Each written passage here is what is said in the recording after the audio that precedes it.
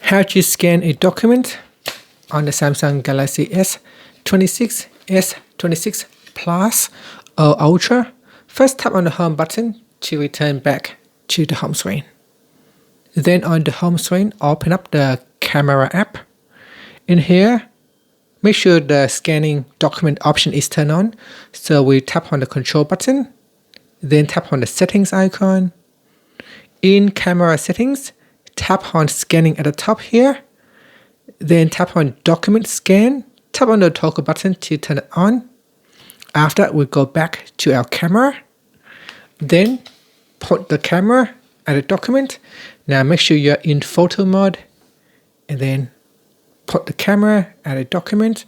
Wait until you see there is a selection around the document. And then tap on scan. Okay, now after that, you can tap on saved. Now before saving the documents, you can apply filters to the document. You can apply grayscale, black or white, clean, and you can also do other editing as well. So here we have finger, corner fold, and more. So you can select corner fold and then tap on saved.